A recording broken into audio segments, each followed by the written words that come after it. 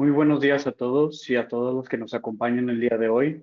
Es un gusto para nosotros estar con ustedes esta mañana y poder conversar sobre este tema tan relevante como son las reformas fiscales para el ejercicio 2026.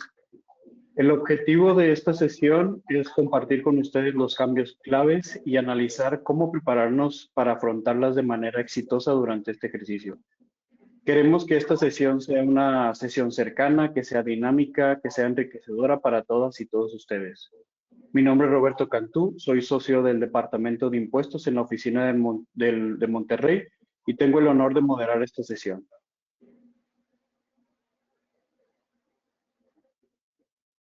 Antes de comenzar, permítanme compartirles brevemente quiénes somos en Mazars. Forbes Mazars es una firma a nivel global con presencia en más de 100 países. Actualmente ofrecemos soluciones personalizadas en el área de auditoría, en el área de impuestos, contabilidad y procesos administrativos, consultoría, asesoría financiera, sostenibilidad y servicios legales, tanto para nuestros clientes globales como para nuestros clientes locales. En México tenemos presencia en 8 ciudades, en Ciudad de México, Ciudad de Guadalajara, Mexicali, Monterrey, Puebla, Querétaro, San Luis, Toluca, y nuestro equipo en México se compone de más de 570 colaboradores, liderados por 21 socios en las distintas áreas, lo cual nos ha permitido brindar un servicio de excelencia y atender las necesidades de nuestros clientes, sin importar su tamaño, ubicación o sector. Es un gusto para nosotros tener la oportunidad de compartir esta mañana con ustedes. Permítanme presentarles a quienes serán nuestros equipos de profesionistas que estarán compartiendo con nosotros esta mañana cada uno de los diversos temas que componen esta reforma. Hoy nos acompañan Salvador García, quien es contador público con más de 19 años de experiencia. Jaime Puga, contador público con más de 12 años de experiencia. Luis Ramos, contador público que tiene más de 13 años de experiencia. Y Francisco Ceballos, abogado con más de 12 años de experiencia. Siguiente, por favor. Los temas que abordaremos el día de hoy son la Ley de Ingresos de la Federación, reformas al Código Fiscal de la Federación, reformas a la Ley de IEPS y plataformas digitales, y reformas al sector financiero y estímulos fiscales. Al cierre de la sesión tendremos espacio para preguntas y respuestas. Les invitamos a ir escribiendo sus dudas o sus preguntas durante el transcurso de la sesión. Además, les queremos compartir una breve encuesta que no debe llevar más de 5 minutos. Esta encuesta, por favor, nos ayuda mucho para seguir mejorando y para seguir proponiendo temas que sean de su interés y seguir atendiendo sus necesidades.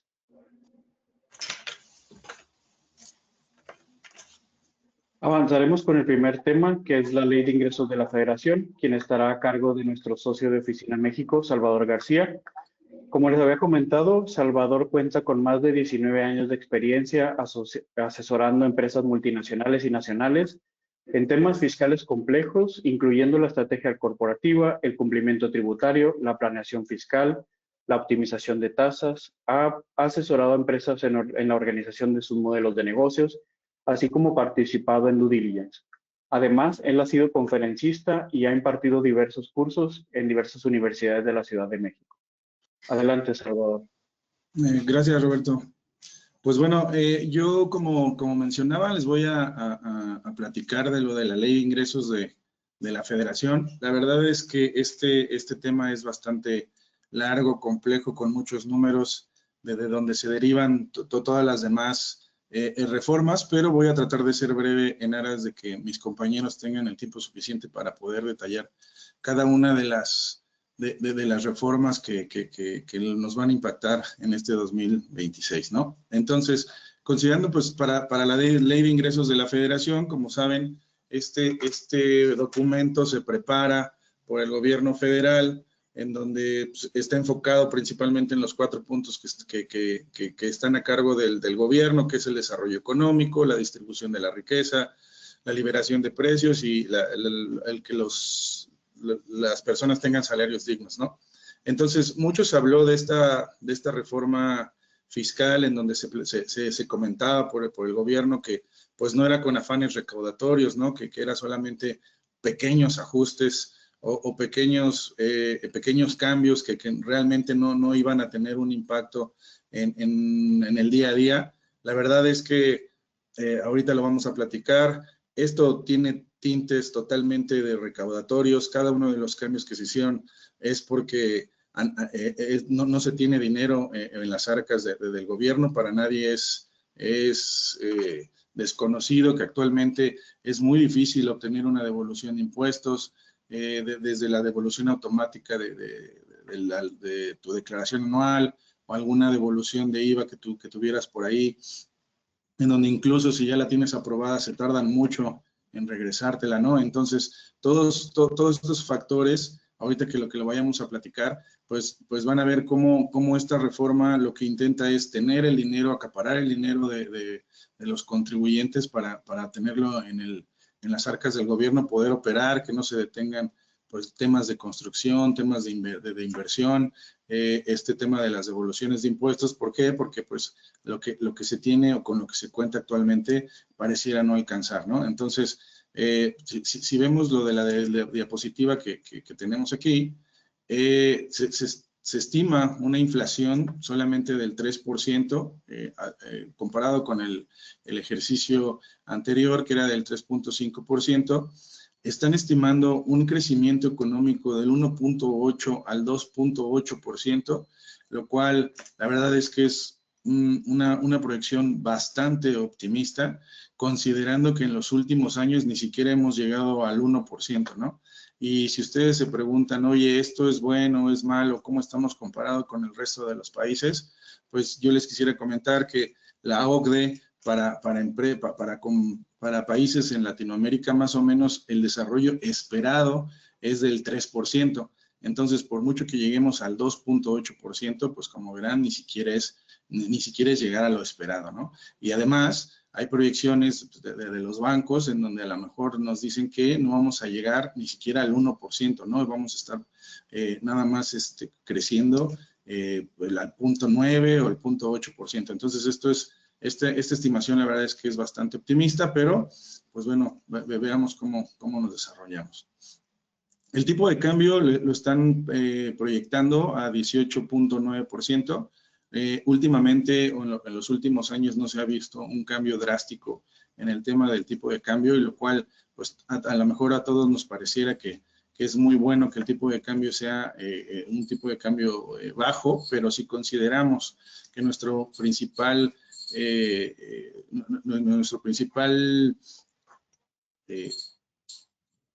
a quien le vendemos más es Estados Unidos. Somos un país principalmente exportador, entonces cuando se tiene un tipo de cambio menor, es evidente que los pesos que cobra el exportador pues son menos, ¿no? Entonces, esta proyección pues tampoco es como que muy buena, donde el tipo de cambio sea para abajo.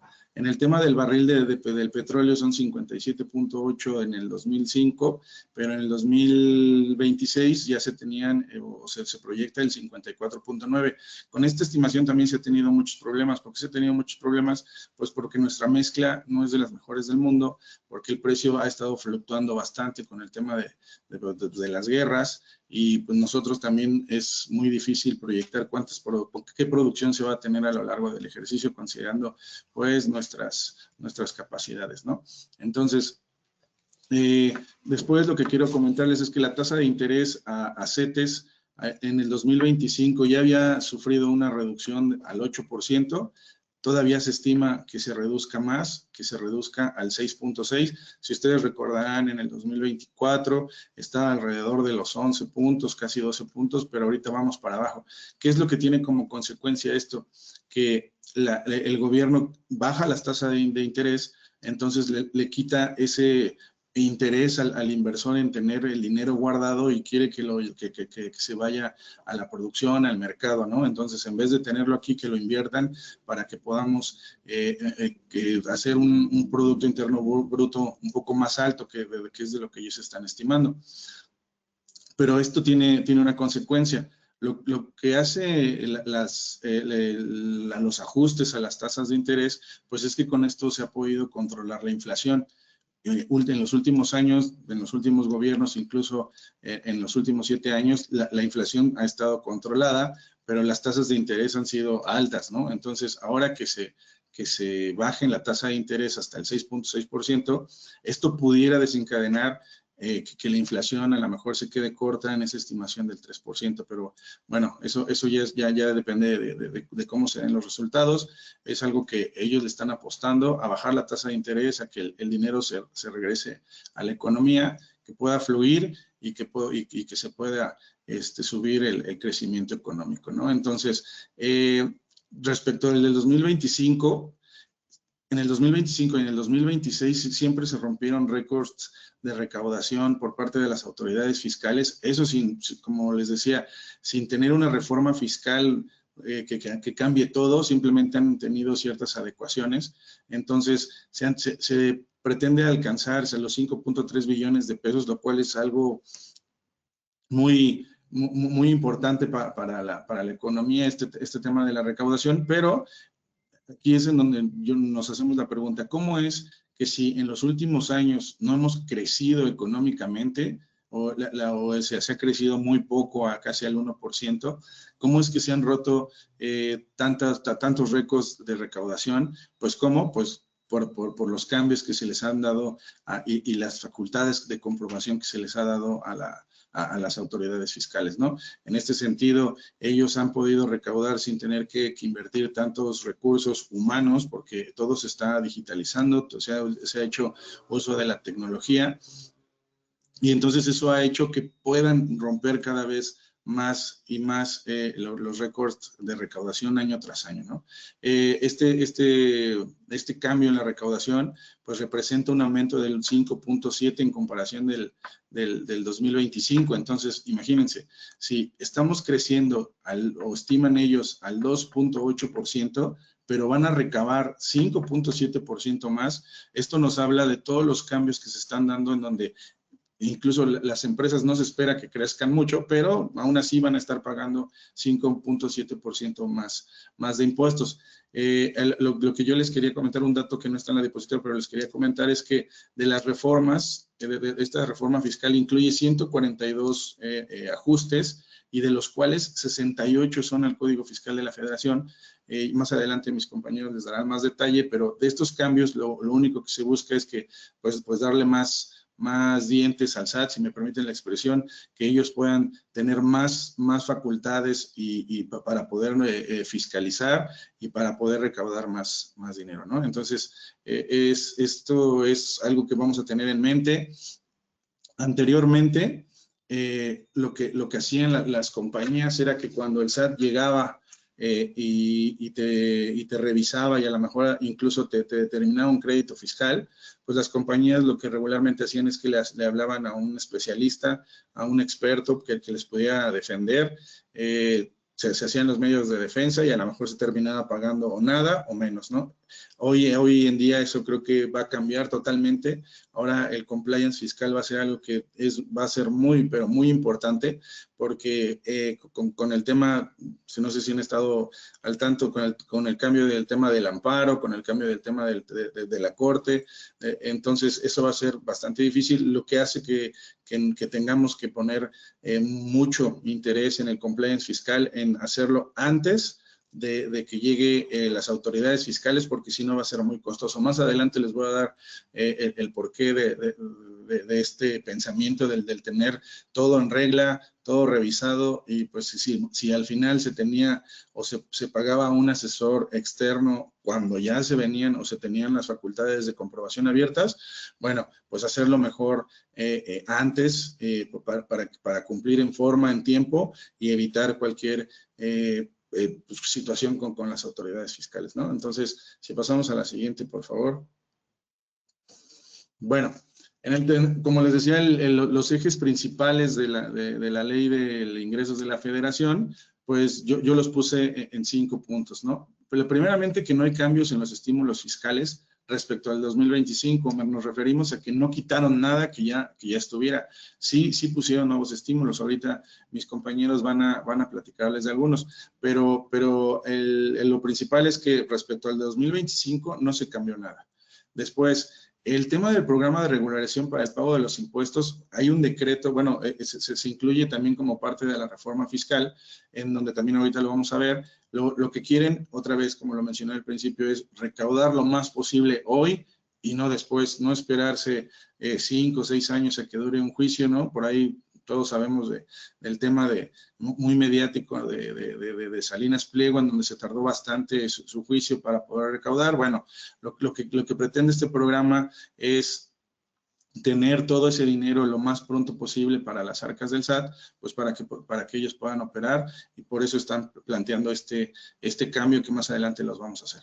El incremento en la tasa de recargos, esto es algo muy importante, es un cambio muy pequeño, pero que ahorita les voy a explicar por qué vamos a tener que tener mucho el ojo en este cambio.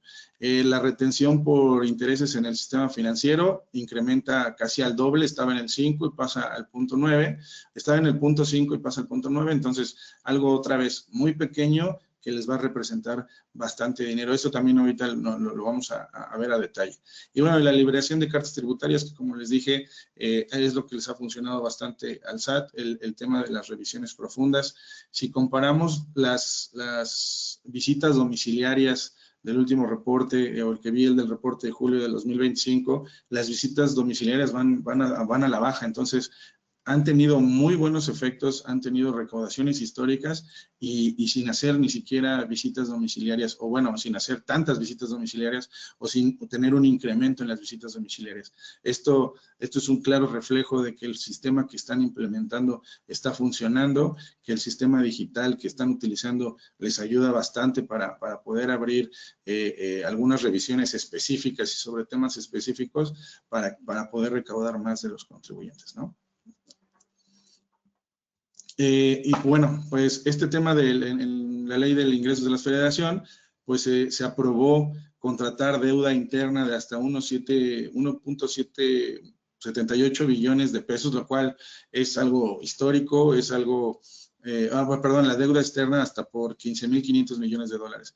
Entonces, el conjunto de este tema del endeudamiento, la verdad es que es algo histórico, jamás antes visto, es algo con lo cual vamos a tener que lidiar, es algo con lo que ellos están, por eso se plantea en la ley de ingresos cuánto vamos a tener de ingresos por los diferentes impuestos y cuotas que todos los contribuyentes van a pagarle al gobierno, y considerando con esto cuánto vamos a gastar. Bueno, el déficit, entre uno y otro, pues es lo que nos vamos a tener que endeudar para poder cubrir todos estos gastos, ¿no? Entonces, se aprueban estas cifras que son, la verdad, históricas, son muy altas, y pues eso es algo que vamos a tener en mente para los próximos años, porque es algo que se va a hacer en este año, pero pues se va a terminar pagando en años subsecuentes. Para temas de CFE y de Pemex,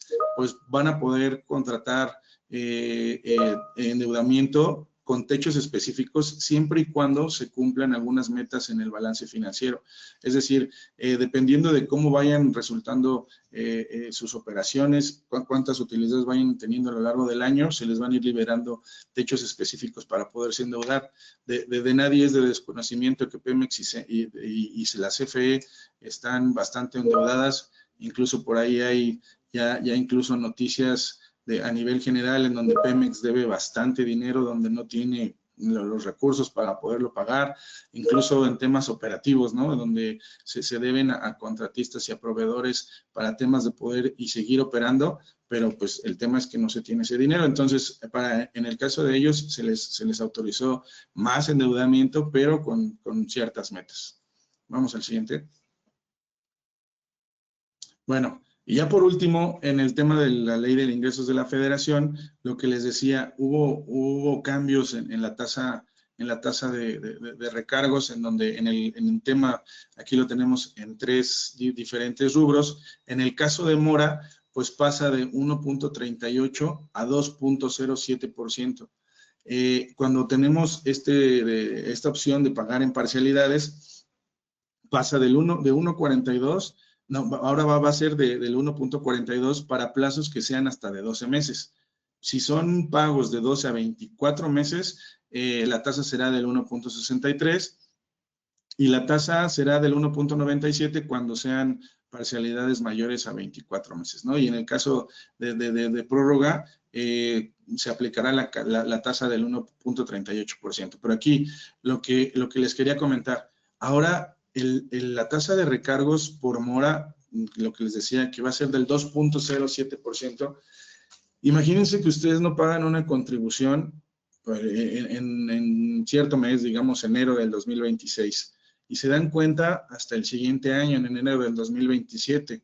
Pues si multiplicamos el 2 por los 12 meses, más considerando la inflación más o menos del 3%, estamos hablando que se tendría que pagar alrededor, en números cerrados, 25% más del impuesto que originalmente se hubiera pagado. Entonces, considerando es casi como una tarjeta de crédito, ¿no? Es muy caro ya ahora quedarle a deber a las autoridades fiscales. Prácticamente lo que tú les debas a lo largo de un año, pues podría ser hasta la cuarta parte. Ya si nos vamos a 4 años, entonces podría ser que incluso se duplique lo que le dejamos de pagar, ¿no? Y lo malo es que aquí como casi a todos nos pasa, las revisiones que hacen pues no son casi inmediatas. Regularmente están revisando los últimos 5 años o el quinto ejercicio, el quinto ejercicio pasado es el que están revisando. Entonces pues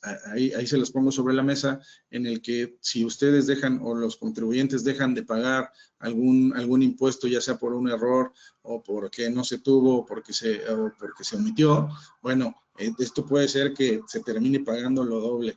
Ahora va a ser bastante caro pagarle al SAT o deberle al SAT, pues casi que mejor le pido al banco para poderle pagar al SAT, porque va a ser bastante caro. Entonces, como les mencionaba al principio, son pequeños cambios, pequeños ajustes que representan, la verdad, bastante para el tema de los impuestos para los contribuyentes.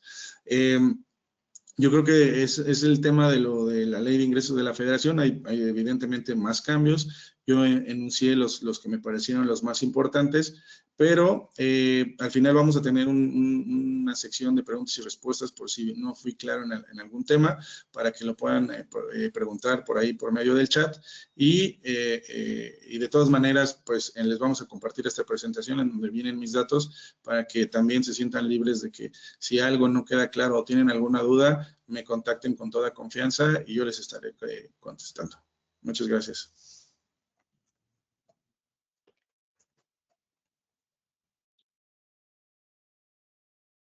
Muchas gracias, Salvador. Pues creo que nos dejas un mensaje muy claro. En términos generales, la verdad es que parece ser un año con crecimiento para el país, una tasa de interés que se mantiene, que se disminuye, una inflación controlada. Y pues bueno, un punto desde la perspectiva fiscal, creo que algo importante que mencionas es prevenir. Hoy más que nunca se vuelve muy costoso deberle al SAT, entonces tenemos que poner un énfasis muy puntual en los temas del compliance, del cumplimiento mensual. Entonces sí hay que prevenir más que reaccionar, como bien lo mencionabas. Nuestro siguiente tema serán las reformas al Código Fiscal de la Federación. Este tema estará a cargo de Francisco Ceballos, quien es gerente senior en el Departamento de Impuestos y Servicios Legales aquí en la oficina de Monterrey. Francisco es abogado y maestro en Derecho Fiscal. Él tiene más de 12 años de experiencia en la consultoría y la asesoría fiscal para personas morales y personas físicas, tanto nacionales como extranjeras. Ha participado en diversas reestructuras corporativas, como son las fusiones, las adquisiciones de negocios y además financiamientos específicos para proyectos especiales, así como la incorporación y la estructuración de nuevas empresas en México. Adelante, Francisco. Muchas gracias, Roberto. Bueno, como parte importante de la reforma fiscal para 2026, vienen algunos cambios al Código Fiscal de la Federación y voy a comentarlos el día de hoy, deteniéndome en los puntos más importantes, porque considero yo que van a tener un mayor impacto para los contribuyentes. Específicamente en materia de Código Fiscal de la Federación, uno de los cambios más relevantes, posiblemente el más relevante, tiene que ver en materia de falsos comprobantes fiscales. Como todos ustedes posiblemente sabrán o sospechan, el uso de comprobantes fiscales falsos, lo que se le conoce como la venta de facturas, pues es un problema muy grande para el Servicio de Administración Tributaria. Ocasiona un desfalco de recursos del erario público muy importante. No tenemos las cifras exactas porque pues, el SAT las publica periódicamente, pero y no han publicado la última, pero son montos bastante relevantes. Pero sobre todo lo que tiene de importante el uso de comprobantes fiscales falsos es que invariablemente termina estando relacionada con el crimen organizado, porque últimamente es una operación de lavado de dinero. Aunque quienes vendan o compran facturas no estén inmediatamente relacionados con este tipo de actividades delictivas, digamos, en el efecto dominó de toda la operación de compra y venta de facturas, siempre al último está el crimen organizado, porque son los únicos que tienen necesidad de lavar dinero, ¿no?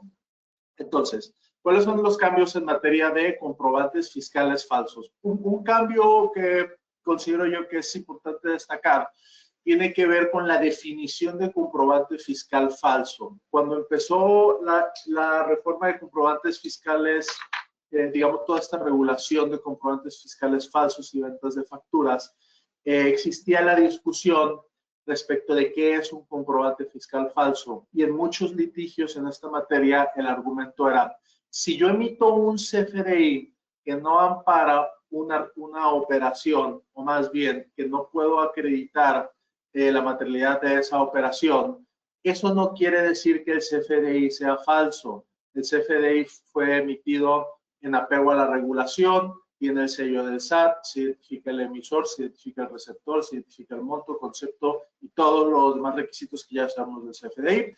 Entonces, el CFDI no es falso. Entonces, esta discusión ya, digamos, se termina de una vez por todas. Los comprobantes fiscales, para ser reales, deben operar operaciones existentes, verdaderas o actos jurídicos reales. Es decir, el concepto de materialidad está ya intertejido con el concepto de la veracidad del comprobante fiscal, precisamente para terminar con esta discusión de qué es un comprobante fiscal falso y qué es un comprobante fiscal que no ampara una operación, ¿no? Otro cambio muy relevante tiene que ver con la inscripción en el Registro Federal de Contribuyentes de personas morales que tengan alguna relación con contribuyentes que hayan sido identificadas como EFOS o EDOS. Es decir, socios, accionistas o representantes legales de una sociedad que haya sido determinada definitivamente en el listado del 69B del Código Fiscal, que las califica como empresas que facturan operaciones simuladas o empresas que deducen operaciones simuladas, ya no podrán fungir ni como socios, ni como accionistas, ni como representantes legales de ninguna sociedad. Entonces, básicamente, las empresas que estén en que se les determine que son EFOS o EDOS, no solamente van a quedar completamente excluidas de la economía mexicana, sino que sus socios, accionistas y representantes legales también van a estar excluidos. Entonces, pues esta es una manera que está intentando el SAT de combatir este problema de venta de facturas. Y como parte de este esfuerzo por fiscalizar la venta de facturas, se establece en el Código Fiscal una nueva facultad de comprobación para las autoridades fiscales que se va a enfocar específicamente en comprobantes fiscales y comprobar su veracidad o su materialidad, que es lo mismo. Va a ser dentro del formato de visita domiciliaria, pero va a tener plazos abreviados y mientras dure este procedimiento, es decir, mientras esté abierta esta auditoría, el SAT tendrá la facultad de determinar la suspensión temporal de sellos digitales. Y si no se logra desvirtuar la presunción, se va a proceder a la suspensión definitiva. Entonces, como se puede ver, esto es un tema muy serio. Todos hemos visto las noticias que el tema de la venta de facturas pues es un problema mayúsculo, no solo para el SAT, sino para la economía mexicana en general, y por su relación con el crimen organizado, pues bueno, es absolutamente importante e imperativo que se combata esta práctica. Adelante. Otra serie de reformas al Código Fiscal que a lo mejor son un poco, digamos, no tan dramáticas como en materia de comprobantes fiscales falsos, pero vale la pena mencionarlos. Vamos a mencionarlo rápidamente. Primero, verificación de la identidad a través de la FIEL. El uso de la FIEL ya se puede utilizar como una forma de validar la identidad de las personas, no solamente para efectos de trámites ante el SAT, sino ya se empieza a aceptar para otros trámites también de identificación. Se establece que únicamente el SAT podrá ser el que valide esta información. Tiene que ver con un tema de protección de datos personales. Se establece una facilidad para contribuyentes dentro del régimen simplificado de confianza de no presentar declaración anual. Digo, más beneficios para los reciclos, nunca cae mal. Plazo máximo para cancelar CFDIs. Este fue un tema que estuvo bastante relevante en su momento. Existía una regla de la resolución miscelánea fiscal que te establecía como plazo máximo para cancelar CFDIs el mes en el que se debía presentar la declaración anual. La ley te establecía que solamente podías cancelar CFDIs dentro del año calendario, pero los CFDIs que emitiste en diciembre, que quieres cancelar en enero, pues se convirtieran, o en meses subsecuentes, antes de presentar la anual, se convertían en un problema operativo para los contribuyentes. Entonces, se decidió elevar a nivel de ley lo que solía estar en regla, que era básicamente este plazo de gracia para cancelar CFDIs antes de presentar la anual.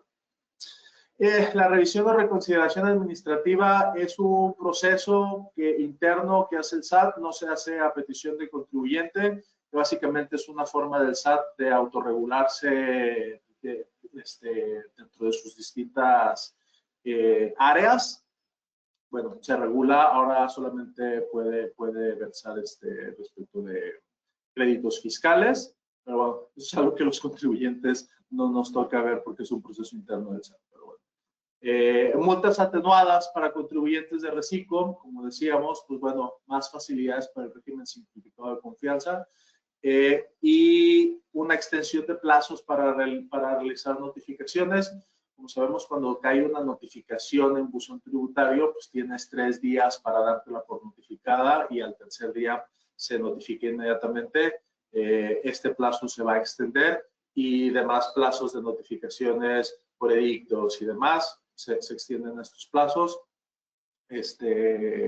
Importante tenerlo en consideración. Adelante.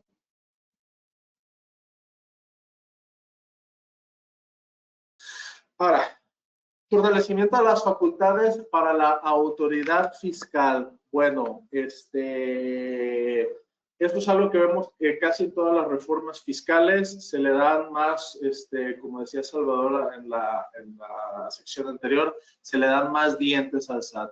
O se busca, por lo menos, darle más dientes al SAT. Por supuesto, qué tantos cambios haya en los procesos de fiscalización, pues eso es algo que vamos a ver dentro a lo largo del siguiente año. Pero bueno, se establecen nuevos supuestos para la restricción temporal de sellos digitales para facturar. Esto es algo que preocupa mucho a los contribuyentes y que el SAT ha estado aumentando los supuestos en que se pueden cancelar los sellos. Es una herramienta que tiene el SAT como para presionar a los contribuyentes en materia de fiscalización. Créditos fiscales firmes que no hayan sido pagados en su totalidad, pueden los contribuyentes ser sujetos a restricción temporal de sellos temporales.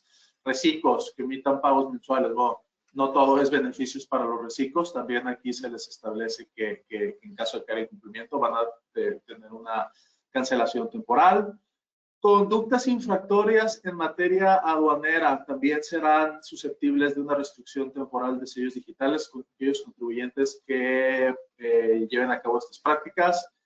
Y discrepancias en la contabilidad, bien relevante, cuando los CFDIs no cuadren con las declaraciones anuales, mensuales, estados de cuenta y demás registros contables, puede el SAT ordenar la restricción temporal de sellos.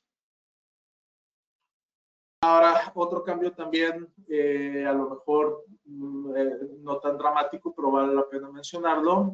Se entiende ahora por estado de cuenta no solamente los estados de cuenta que emitan bancos, sino todos los registros de operaciones que emitan todas las instituciones financieras, sobre todo enfocándose en las fintech.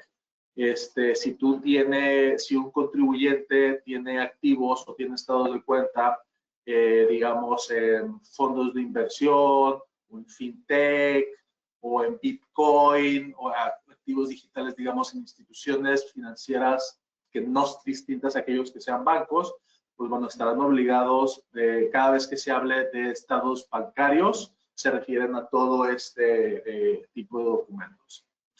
Depuración del registro federal de contribuyentes, pues bueno, básicamente el SAT se da a sí mismo la facultad de empezar a dar de baja a contribuyentes del RFC que caigan en ciertos supuestos de inactividad. No es particularmente relevante, sobre todo para contribuyentes que tienen muchos años que no emiten CFDIs, que tienen muchos años que no presentan declaraciones anuales. Básicamente, contribuyentes que ya no llevan a cabo operaciones, pero que no se dieron de baja.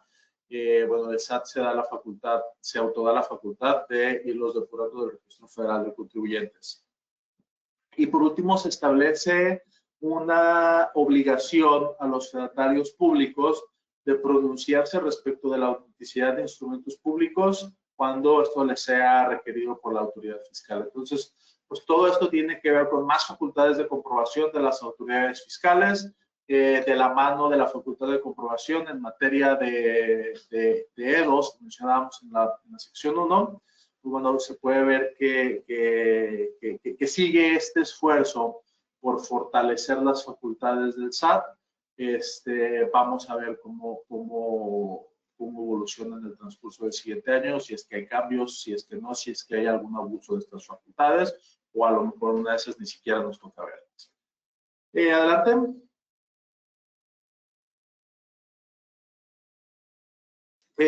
Nuevos requisitos para la emisión de comprobantes fiscales en materia de hidrocarburos y petrolíferos. Aquellos contribuyentes que llevan a cabo operaciones en el sector financiero tienen los requisitos para emitir CFDI.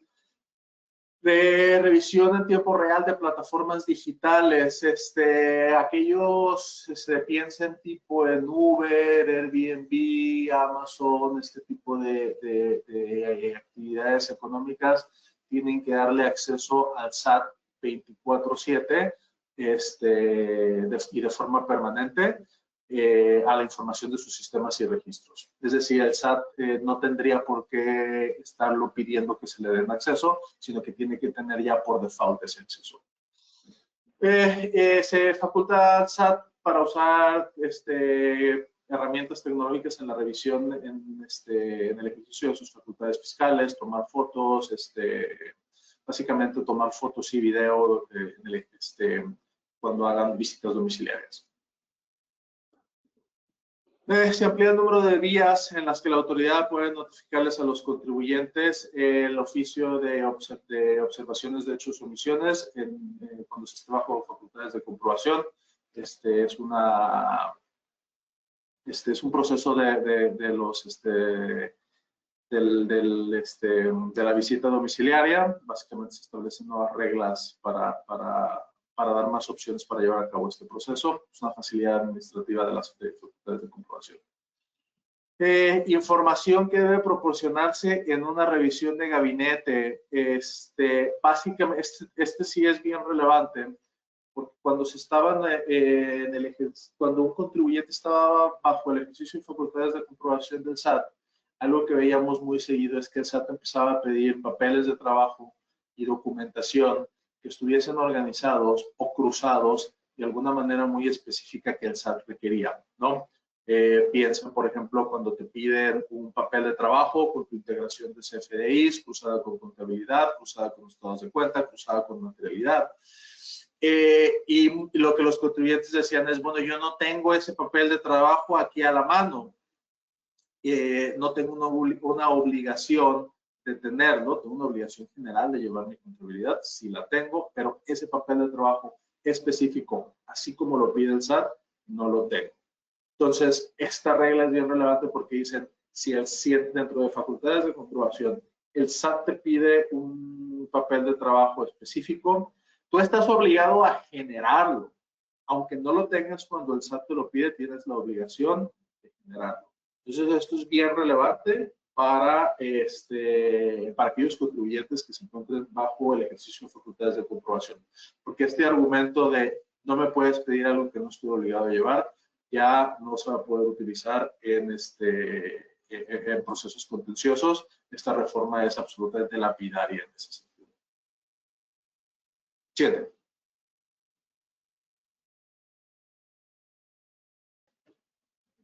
Contadores públicos inscritos que tengan conocimiento de una conducta que pudiera causar comisión de un delito deberán informarlo inmediatamente al SAT. Se deroga la disposición que permite el pago a plazos de créditos fiscales en materia aduanera, nuevos supuestos de sanciones e infracciones, combate a las prácticas indebidas en medios de defensa. Esto tiene que ver con la reforma que vimos en materia de amparo y litigio fiscal el mes pasado, que básicamente ya no se va a poder, una práctica, no quiero decir indebida, pero es lo que los abogados llamamos una chicanada que se hacía en materia de litigio fiscal, era que básicamente desconocías el acto administrativo, decías que no tenías, argumentabas que no tenías conocimiento, obligabas al SAT que dentro del procedimiento contencioso te lo notificara, entonces pues eso básicamente reiniciaba el plazo que tenías para contestarlo. Era una manera básicamente de ampliar el procedimiento contencioso litigioso sin que hubiera ningún argumento de fondo realmente. Se establece un orden obligatorio en las formas en las que el contribuyente puede garantizar el interés fiscal. Ustedes saben, cuando se determina un crédito fiscal, se tiene que garantizar. Existían varias formas de garantizarlo.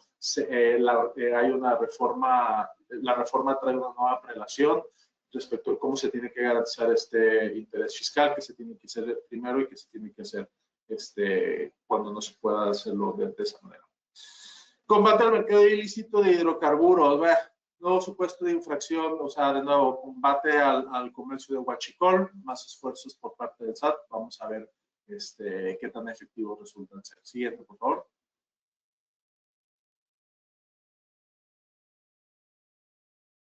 Delitos fiscales y en materia de comercio exterior, algunos cambios en esta materia. Básicamente se simula el delito de contrabando, quienes no impriman el código de seguridad y cajetillas de cigarros, bueno, algo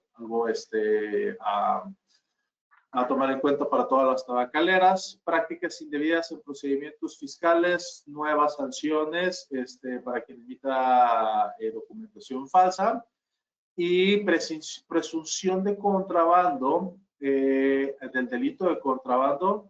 Esto es relevante para las maquilas. Cuando se introduzcan al país mercancías destinadas a un régimen de importación temporal, maquilas, y se simulen operaciones inexistentes para extraerlos de su lugar de instancia e introducirlos al mercado nacional sin pasar por las formalidades que se establecen. Bueno, eso se considera un delito de contrabando.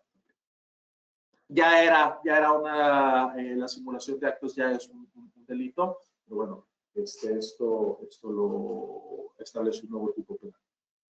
De mi parte sería todo. Muchísimas gracias por su atención y le cedo la palabra a Roberto. Muchas gracias, Francisco. Definitivamente, como lo mencionaron, se dota de muchas herramientas a la autoridad fiscal para cerrar, digamos, los malos hábitos que tenemos los contribuyentes en México. Y pues bueno, reiterando que vale más prevenir, tener en conocimiento todas estas reformas porque serán muy importantes para el accionar durante el siguiente ejercicio. Nos reiteramos a su disposición, como saben, va a ser muy importante. Y seguimos al siguiente tema, que es la ley de y el impuesto especial sobre producción y servicios y las plataformas digitales, a cargo de Luis Ramos. Luis Ramos es contador público y maestro en impuestos. Él tiene más de 13 años de experiencia en impuestos corporativos.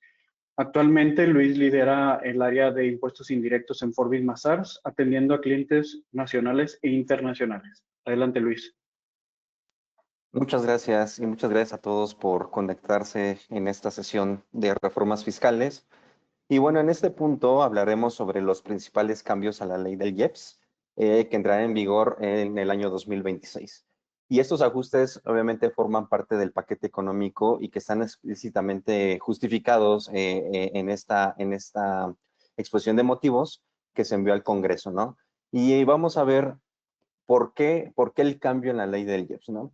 Y haciendo un análisis respecto de la exposición de motivos, encontramos tres principales razones por las cuales se modifica esta ley, ¿no?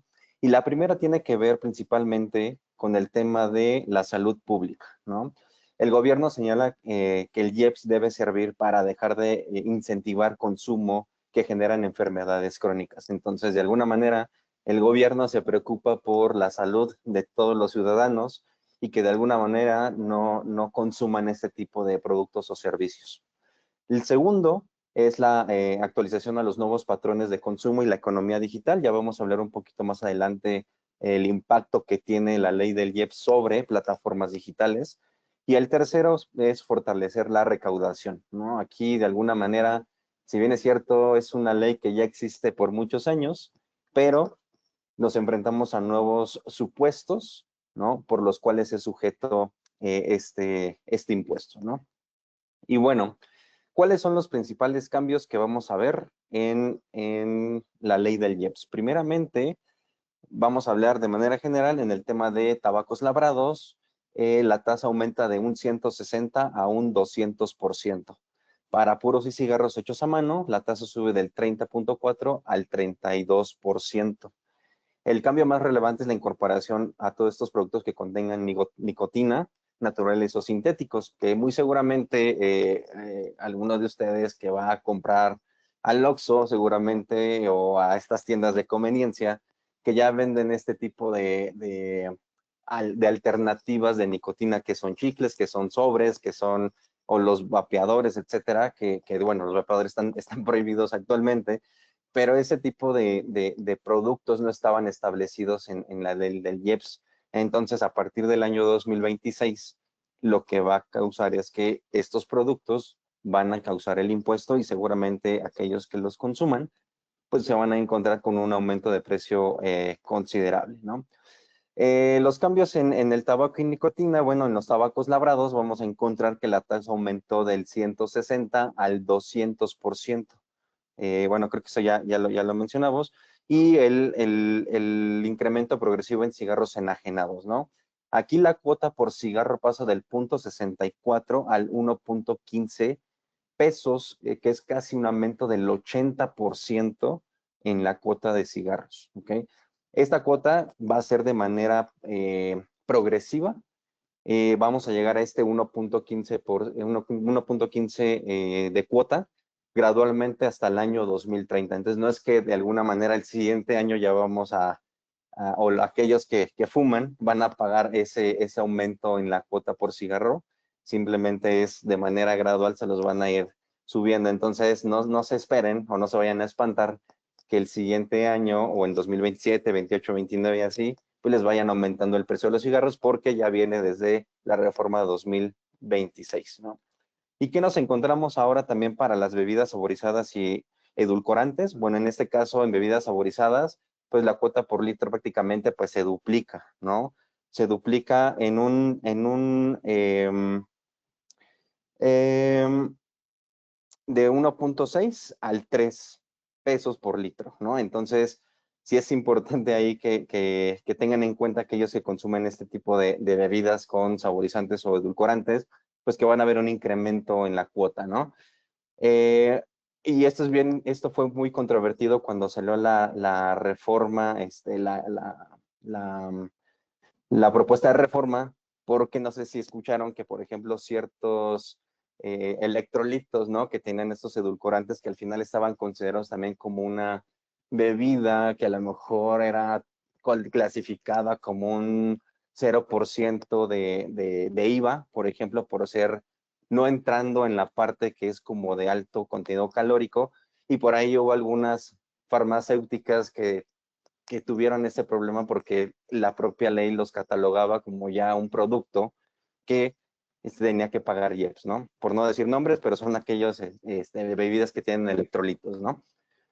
Y bueno, por otra parte, y esto es lo relevante para aquellos que son fan de comprar videojuegos y que sean de violencia, bueno, pues parte de la iniciativa y que ahora ya reforma para 2026 que se incluye en la ley del IEPS es grabar los videojuegos violentos, ¿no?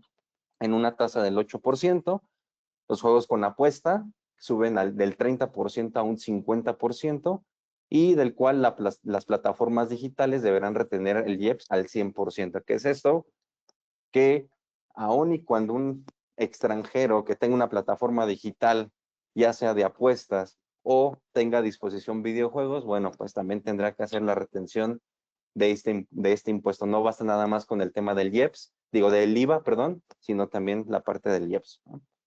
Y bueno, pues como pueden observar, pues la modificación en la ley del IEPS para 2026, pues tiene un aumento en las tasas, en incorporar nuevos bienes y servicios, y pues refuerza el enfoque de la salud pública y expande pues la recaudación para efectos fiscales, ¿no? Luis, Adelante, por favor. si me permites nada más agregar algo de lo que yo les decía, son estos pequeños cambios en donde el SAT dice que no va a haber reformas, pero se hace de un afán recaudatorio. Se supone que estos cambios es para inhibir el consumo de estos productos, ¿no? Sin embargo, si vemos la ley de ingresos de la Federación, se plantea que se va a tener una recaudación histórica. Nunca antes se ha recaudado en temas de IEPS como se pretende recaudar en este año, algo así como de 761 millones, lo cual es impresionante. Entonces, el comentario de que estas reformas no son recaudatorias, sino es para inhibir el consumo, bueno, pues ahí se queda sobre la mesa porque ellos sí lo están presupuestando como un ingreso mayor para este ejercicio.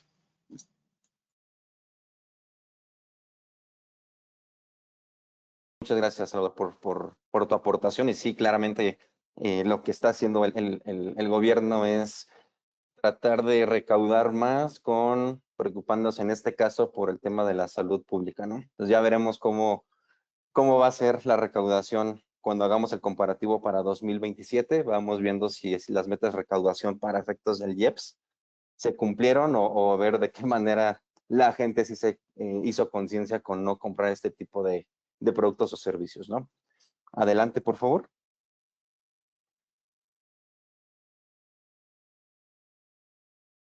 Ok, ahora vamos a pasar en un tema importante que son los cambios en las plataformas digitales para el año 2026. Y bueno, en este caso tenemos 3 áreas principales en las cuales hubo un impacto, ¿no? Son para efectos de ICR, para IVA y para impuesto especial sobre productos y servicios. Y esto, pues obviamente, pues, como lo mencionaba, pues tiene un enfoque muy claro, ¿no? Que es elevar el control, reducir la evasión y forzar el cumplimiento por parte de las plataformas nacionales y sobre todo, pues las plataformas extranjeras, ¿no? Y bueno, ¿qué tenemos para efectos de ISR, ¿no? Tenemos primeramente que para personas físicas la retención es del 2.5, ¿no? ¿Qué es esto? Pues las personas físicas que venden bienes o prestan servicios a través de estas plataformas digitales, pues se va a establecer una retención del 2.5, ¿no? La intención de la autoridad, pues, obviamente, es simplificar el esquema anterior y donde pues, existían como rangos variables, ¿no? Y garantizar un flujo de inmediato al fisco, ¿no? Por otra parte, tenemos igualmente una retención para las personas morales, que en este caso igual va a ser del 2.5. Sin embargo, aquí lo importante es que para las personas morales no van a tener derecho a deducciones. ¿Qué es esto? Que la autoridad lo que va a hacer para recaudar este 2.5% para personas morales es que ese 2.5 va a ser sobre los ingresos brutos. Anteriormente, lo que se hacía es sobre un margen operativo en el cual te podías tú determinar una base y sobre eso pagar un impuesto. En este caso, no va a ser así. En este caso, lo que va a hacer la autoridad es cuánto ganaste en el mes de ingreso antes de deducciones, sobre eso me vas a pagar el 2.5%. Y obviamente esto va a aumentar la recaudación inmediata y reduce obviamente las planeaciones fiscales agresivas, porque obviamente la autoridad se dio cuenta que muchas de estas compañías obviamente manipulaban esta parte de la base imponible para efectos de no pagar tanto impuesto, ¿no? Y la más importante, que es una sanción, ¿no? Esta que si una persona moral no proporciona su RFC al recibir pagos de una plataforma, se aplicará una retención del 20%. ¿Qué es esto? Pues el objetivo es obviamente pues, obligar a la formalidad y pues, cerrar la puerta a operaciones con RFC no identificado o aquellos que no estén registrados al RFC. Entonces, básicamente, lo que está tratando de hacer la autoridad es, no identificas a un contribuyente activo, bueno, entonces te voy a castigar aumentándote la tasa de retención del 20%, ¿no? Ahora, ¿qué tenemos para efectos de IVA? ¿No? Para efectos de IVA igual son temas de retenciones. La primera sería una retención del 50% a personas morales en materia de IVA. ¿Y qué es esto? Les va a aplicar la retención del 50%, obviamente sobre el 16%, que es la tasa actual de materia de IVA, que aplica para personas morales residentes en México que sí proporcionen RFC y estén debidamente registradas, ¿no? Y obviamente esto es un ajuste a los esquemas previos para asegurar que una parte del IVA pues sí se quede retenido en el origen, de donde se da la prestación del servicio, ¿no?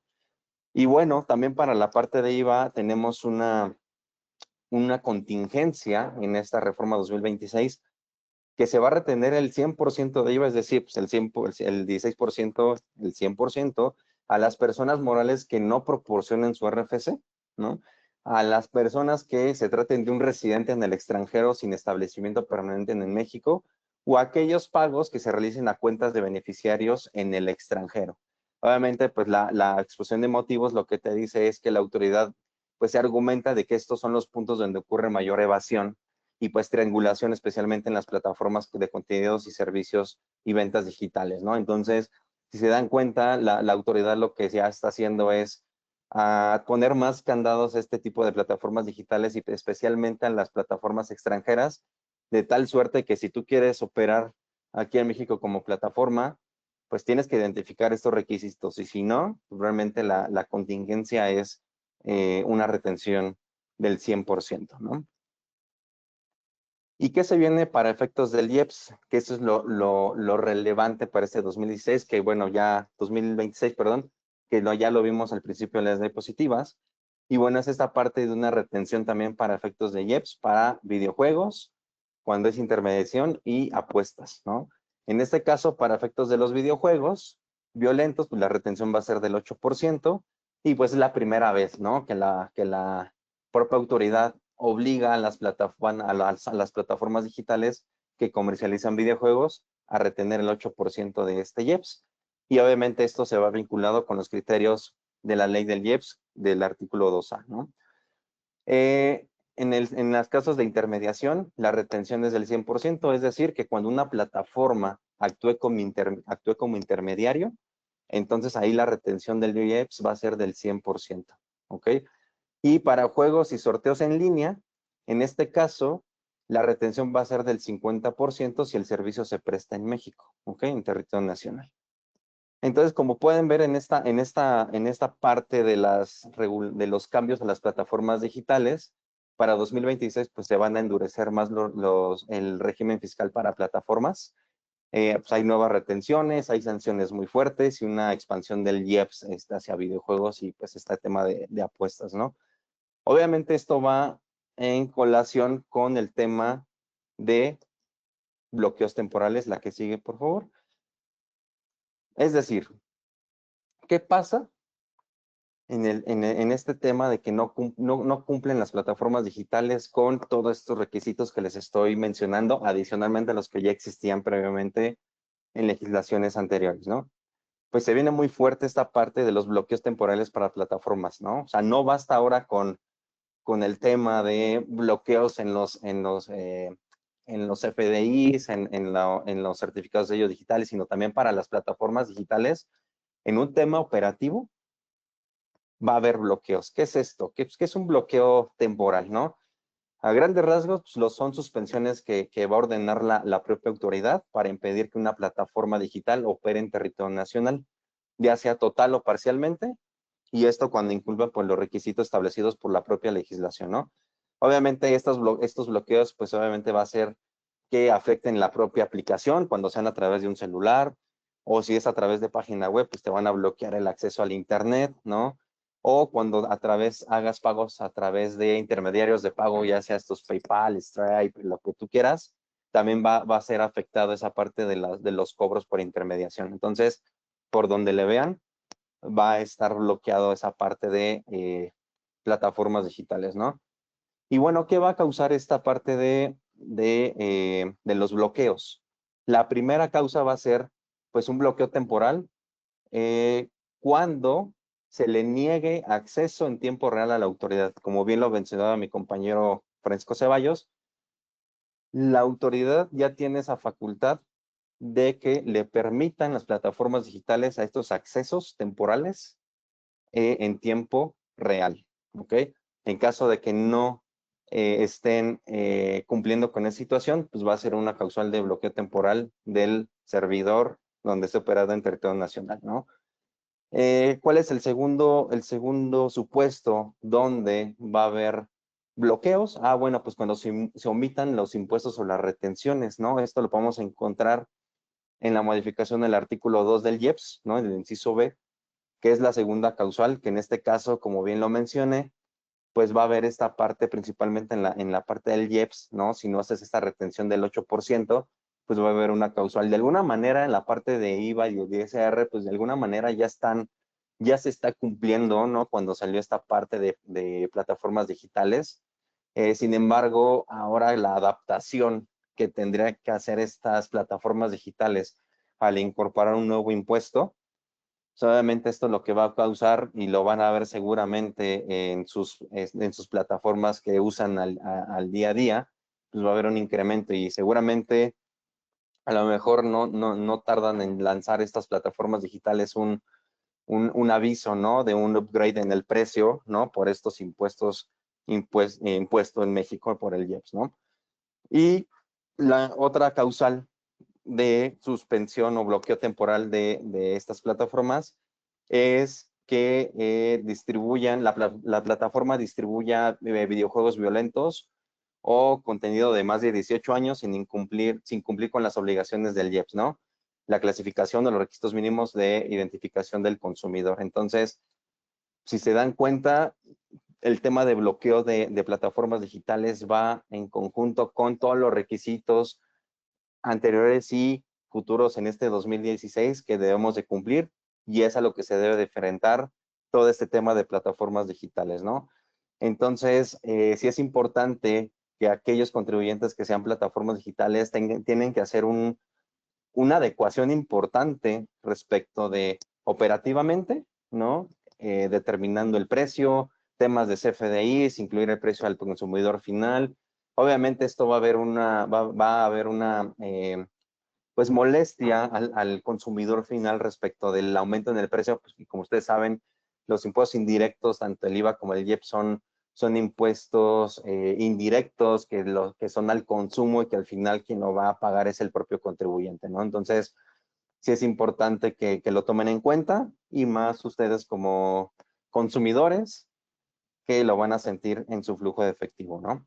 Hasta aquí es la parte de cambios en el IEPS y plataformas digitales, y le cedo la palabra a nuestro siguiente expositor. Perfecto, muchísimas gracias, Luis. Sin duda, un tema muy importante que impactará nuestros bolsillos durante el siguiente año. Los incrementos en la tasa son sustanciales, entonces debemos de poner especial atención. Y en cuanto al tema de las plataformas, muy relevante, creo que todo el tema de la evolución del mercado digital en México ha sido muy importante durante los últimos años. Entonces, con esto creo que se viene a robustecer la legislación en este ámbito, en el mercado digital. Y como bien lo mencionabas, Luis, creo que es algo importante es empezar a preparar todos nuestros sistemas para afrontar de manera exitosa lo que se viene para este año, todas las regulaciones que vamos a necesitar dar cumplimiento. Vamos a pasar al siguiente tema con los cambios en el sector financiero y los diversos estímulos fiscales. Este tema va a estar a cargo de Jaime Puga. Jaime es director de impuestos en la oficina de Monterrey. Él tiene más de 10 años de experiencia en firmas internacionales, ha brindado asesoría fiscal nacional e internacional a diversas corporaciones a nivel global y liderado múltiples proyectos como reorganizaciones, transferencias de acciones, due diligence, entre otros. Ha tenido experiencia en diversos sectores como retail, maquiladoras, automotriz, entre otros. Adelante, Jaime. Muchas gracias, Roberto. Y bueno, vamos a empezar a platicar de estos cambios para el sector financiero, que viene muy de la mano con lo que mencionaba Salvador al principio de nuestra plática. En la exposición de motivos se habla de que no hay grandes cambios, que las modificaciones planteadas no tienen un fin recaudatorio, pero cuando vemos estas pequeñas y sutiles modificaciones que están haciendo, el impacto que tienen a nivel recaudatorio y, por supuesto, a nivel de flujo de efectivo, son bastante significativas. Para empezar, vamos a ver el tema del incremento en la retención de los intereses pagados, el cual sube del 0.5 al 0.9% sobre el monto del capital, esta retención de forma anual.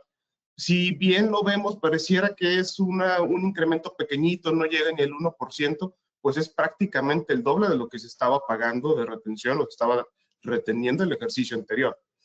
Ahora, uno de los cambios más importantes y los que probablemente tengan bastantes impactos, además de lo que representa en cuanto a la carga tributaria, sino también a lo que va a ser el tema de reevaluar las reservas, verificar todo el tema que las instituciones financieras han reconocido como recuperabilidad de sus impuestos diferidos, es la homologación en la deducción de los créditos incobrables. Como sabemos, hasta hace este ejercicio, las instituciones financieras, por el flujo natural de sus operaciones, tenían un tratamiento distinto para reconocer la deducción de estas cuentas.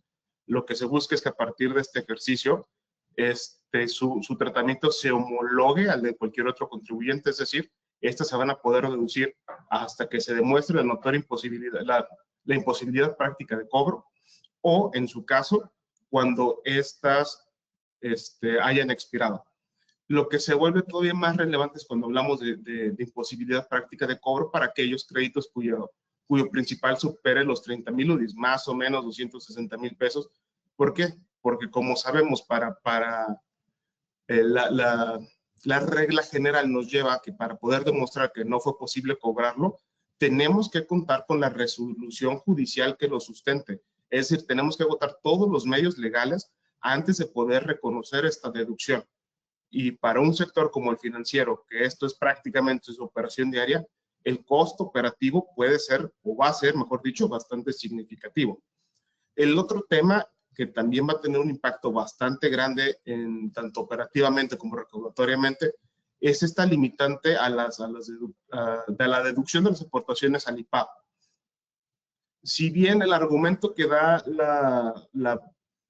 el gobierno federal para establecer esta modificación es que estas cuotas se utilizan para el propio saneamiento del sistema financiero, pues la verdad es que cuando lo vemos el impacto recaudatorio es bastante significativo y por ahí pudiera haber más de un motivo para haberlo planteado de esta forma. Lo que se está planteando es que a partir de este ejercicio que va a estar por iniciar, solo va a ser deducible el 25% de estas cuotas que sean pagadas. Anteriormente era el 100%, la redacción nos limita a la deducción de 3/4 partes. Otro de los temas que son bastante controvertidos y que sobre todo van a tener un impacto directo en los consumidores es el tema del acreditamiento del IVA pagado por instituciones de seguros. ¿Qué es lo que pasa?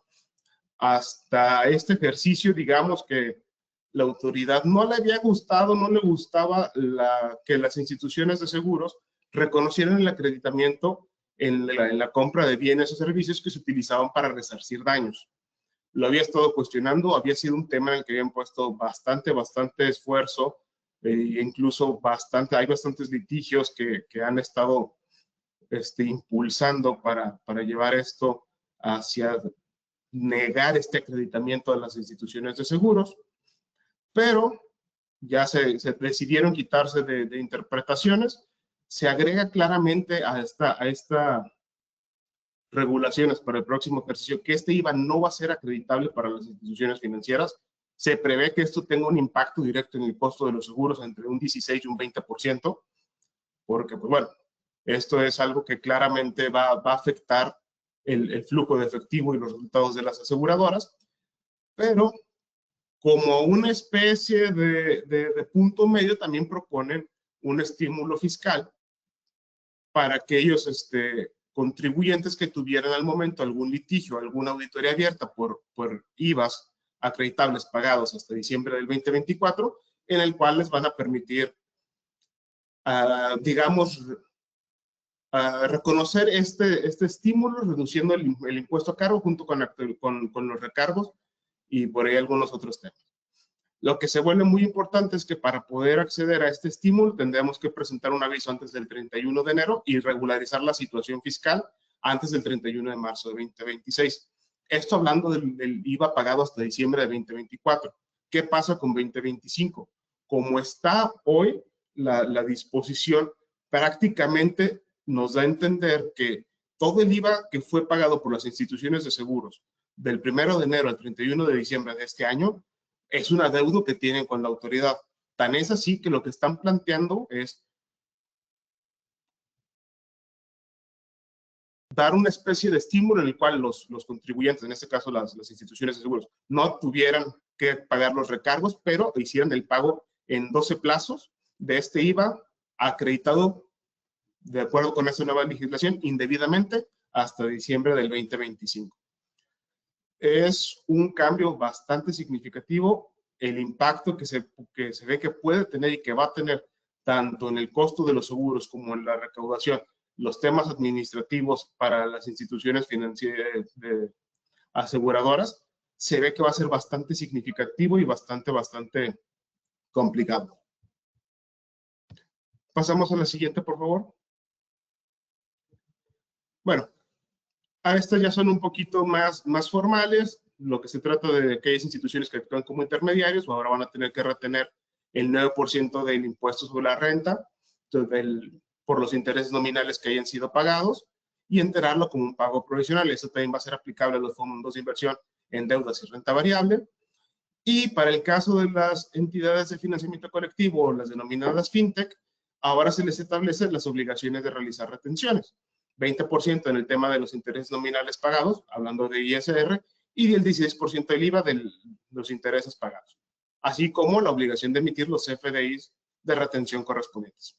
Si bien no es una modificación con intención recaudativa más allá de la regulación, pues bueno, sí representa un impacto en el hecho de que todas las instituciones van a tener que reacomodar, preparar sus sistemas para estar listos a realizar este tipo de retenciones. Y también es importante considerar que no todos los packs, no todos los proveedores de certificación de CFDIs incluyen dentro de sus servicios el CFDI de retenciones, por lo que probablemente se tendría que contratar una extensión o un pack adicional para poder cumplir con estas regulaciones.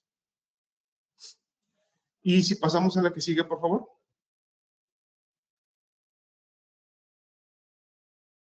Ok, ahora sí, hablando en tema de estímulos fiscales, justo como lo mencionaba Salvador al inicio de nuestra plática, lo que se busca es incrementar la recaudación por todas las vías posibles. Y tan es así, y revisando los resultados que han tenido este tipo de estímulos en ejercicios anteriores, se decide dar continuidad al programa de regularización. Algo que es de resaltar es que para el ejercicio 2025, el límite de ingresos de los beneficiarios de este estímulo era de 35 millones.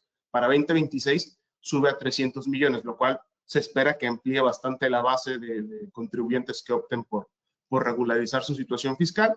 Y básicamente este estímulo lo que te permite es una condonación de todas las multas, recargos y gastos de ejecución por los créditos fiscales que tuvieras hasta el momento en que se aplicara este estímulo. Es importante señalar que esto no incluye el propio impuesto ni las actualizaciones, pero sí los demás accesorios, lo cual, pues bueno, se ve bastante interesante, pudiera ser una buena alternativa para incrementar la recaudación y veremos cómo se desarrolla esto. En el ejercicio anterior se ha tenido muy buen impacto, ha sido algo bastante recaudatorio para el fisco, entonces esperaría que este ejercicio se mantuviera de la misma forma.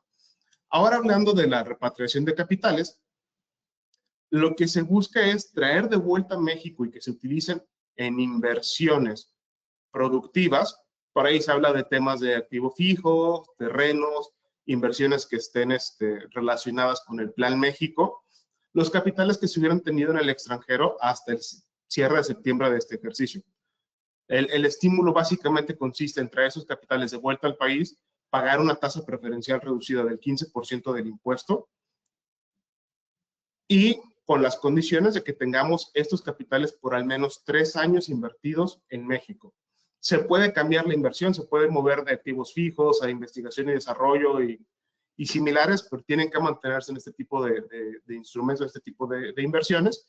Y lo más importante es que si en algún momento se perdiera o se desvirtuara el fin que se le está dando a estos recursos y fueran a dar algo que no estuviera calificado dentro de este mismo estímulo, se tendría que hacer el pago del impuesto a la tasa regular, a la tasa que le fuera aplicable al contribuyente, ya sea persona física o persona moral, con las actualizaciones y recargos correspondientes.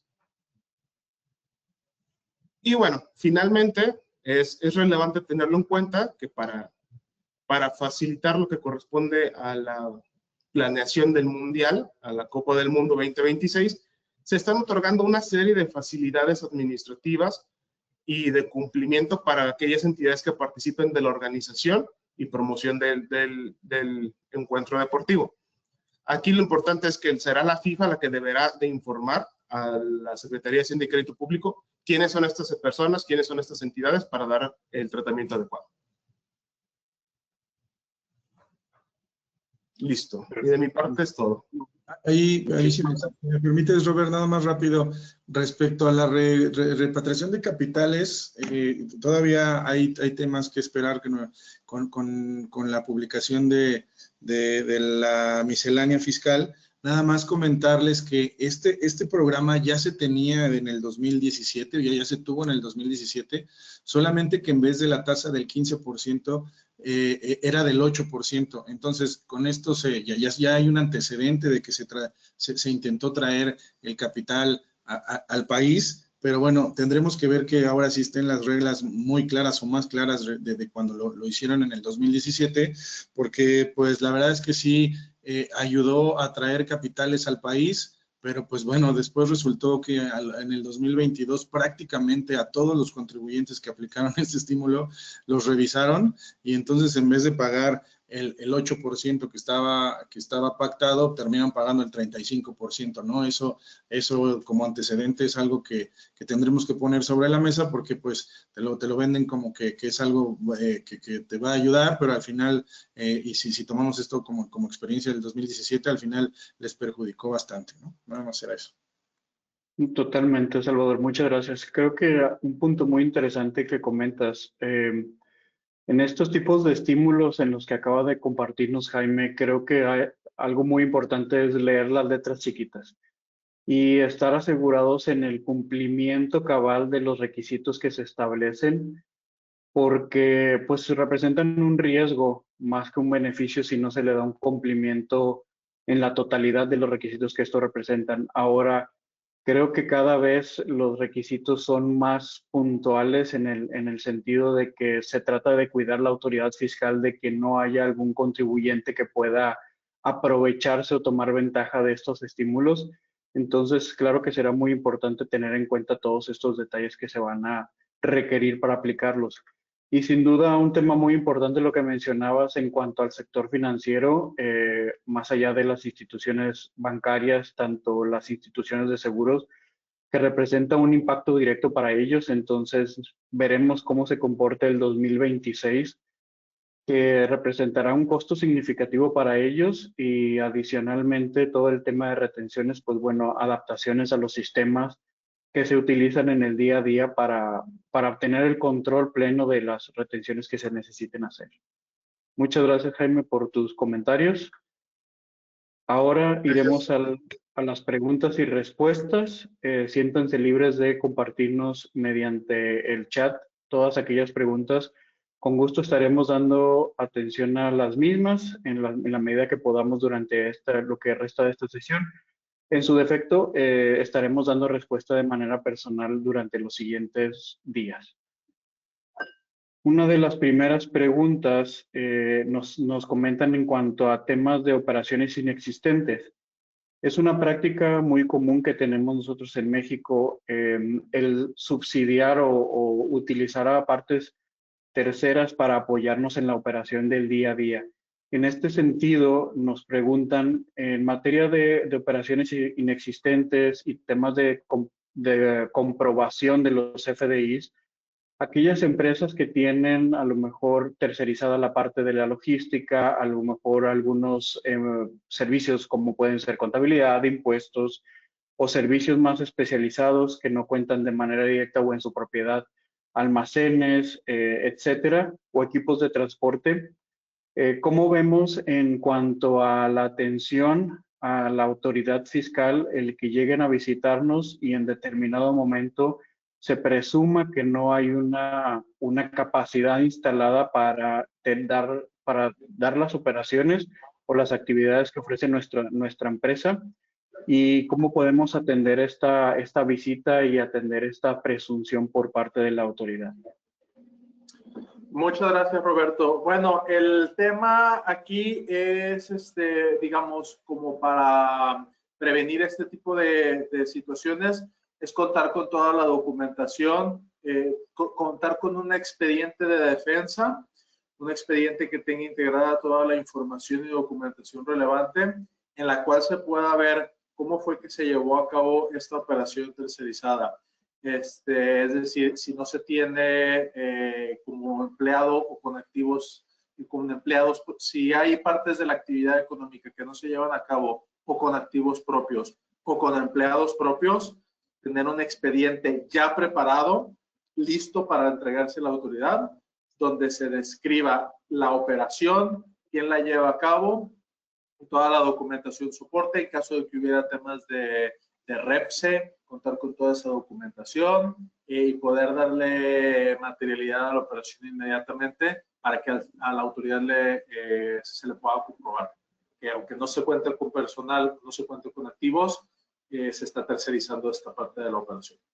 Que Roberto, es algo de lo que comentaba yo al principio, de antes estábamos acostumbrados a que llegaba el SAT, te revisaba y después contratabas a alguien más o menos para que los atendiera, ¿no? Esto yo creo que va a tener que cambiar, ahora vamos a tener que ir un paso adelante, tener todo, como dice Francisco, un expediente de defensa previo a que, o relativamente previo a que el SAT ejerza sus facultades, porque si no ya vamos muy tarde para poder defendernos.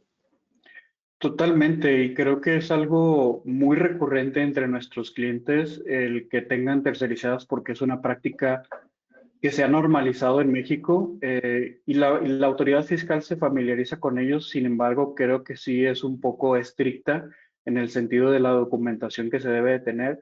Lo que siempre tenemos que tener en cuenta es que luego necesitamos tener la información a la mano de estas operaciones que tercerizamos y me atrevería a decir que inclusive manejar esta información como si fuera personal, como si nosotros estuviéramos haciendo estos servicios o actividades que contratamos para tener esta facilidad, como dicen, de poder probar la debida existencia y la realidad de estas operaciones que tenemos con terceros. Otra de las preguntas que nos hacen es en materia de IEPS, con los incrementos que se vienen para el próximo año, ¿qué sucederá si tengo enajenaciones que son sujetas al IEPS durante este ejercicio? Sin embargo, estaré cobrando durante el siguiente ejercicio.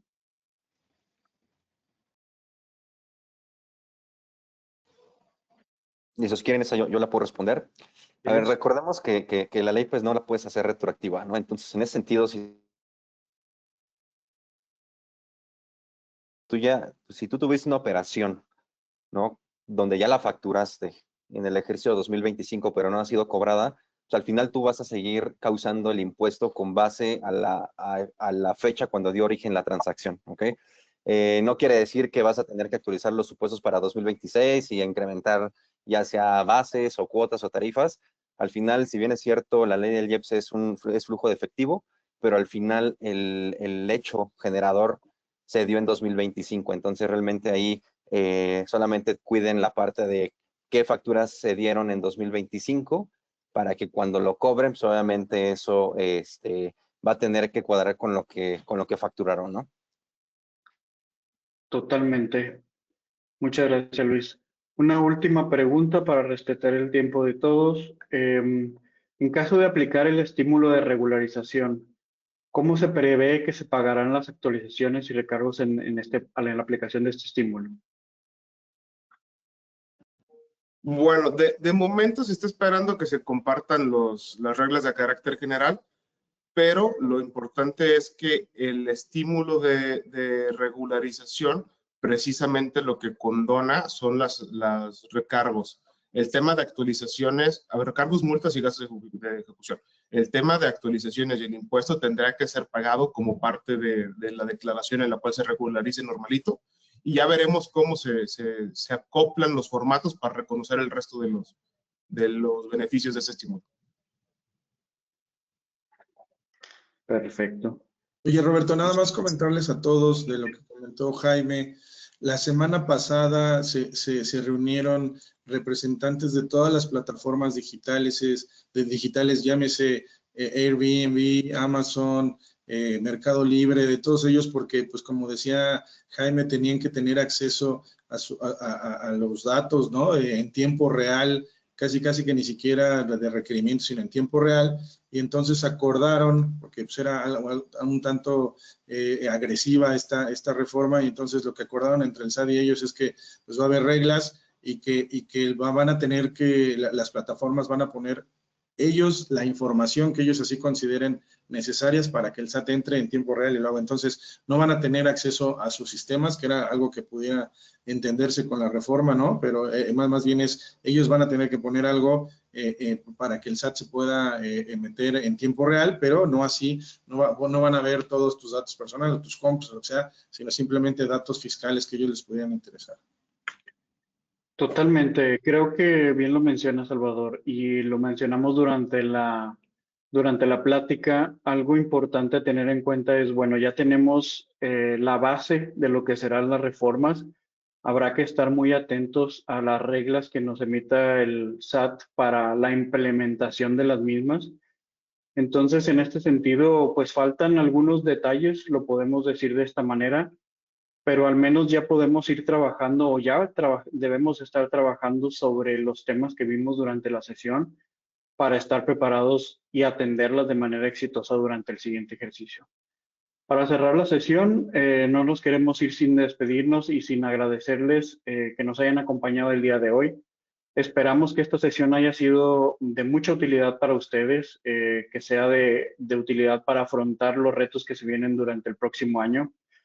Nos reiteramos a su disposición para cualquier duda, inclusive que surja durante los siguientes días. Pueden contactarnos a través de los medios que les compartiremos, a través de correo electrónico o a través de la plataforma de la página de Forbes Masters en México. Les pedimos de favor que no olviden contestar nuestra encuesta de satisfacción, hacernos sugerencias. Esto nos ayuda bastante a seguir creando contenido de valor para ustedes. Y por favor, propónganos algunos temas que sean de interés para ustedes también. Gracias de nuevo y aprovechamos para desearles felices fiestas y desearles lo mejor para el próximo año. Y nos vemos con mucho gusto, esperando ansiosos y positivos este 2026. Muchas gracias y hasta luego. Gracias a todos. Gracias a todos. Gracias.